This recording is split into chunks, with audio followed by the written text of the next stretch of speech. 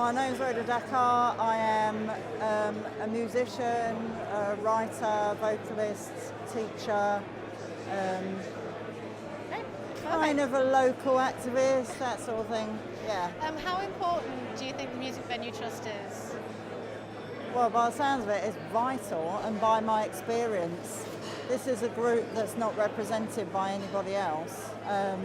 They are completely ignored by the sort of regular funding streams, which in other countries would be either the Arts Council or something similar.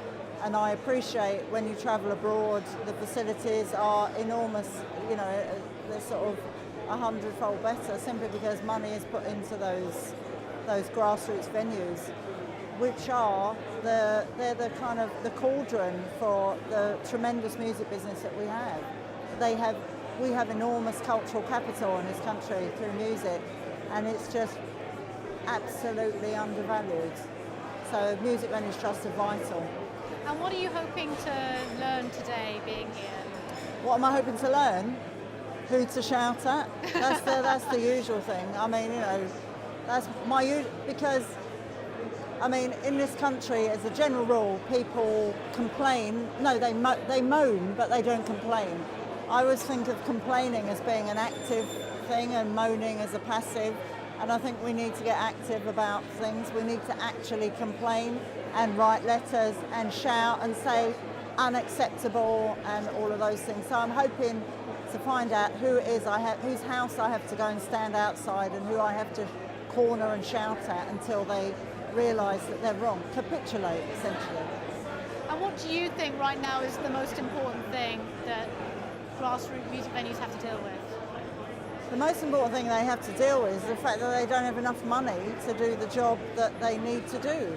And if I play in a grassroots music venue, I have to change in a corridor, and as a woman, I generally get offered the disabled toilet as my dressing room, and that's unacceptable for me as an artist, and also for the fact that, you know, they're expected to provide facilities for me, but there's no money to do it with. So as an artist then, what would your biggest piece of advice to small music venues be? Join the Music Venues Trust. That's got to be the first job. Well, because essentially it's got to change. It's broken, and the system's broken. You know, it's got to change because small venues get their money from selling tickets if they're promoting, or from beer, and that's not how art isn't founded on beer. And we have our music businesses, we punch so far above our weight musically in this country, and that's because there are places for people to play, and there aren't going to be places for people to play. They're closing down at an alarming rate. They just aren't going to be there, and we need them. We need them to reopen, we need them to be better, and we need people to be able to do a good job. And finally, if you could send a message to live music fans themselves about these small grassroots venues, what would that be? Write to your MP and say, make it better. I mean, it's not the venue's fault. They do the best they can, by and large. It is actually the people who control the money. So you have to write to your local councillors, you have to make sure that they've got that thing in place where somebody can't move next door to a venue and get it closed down. So that has got to change.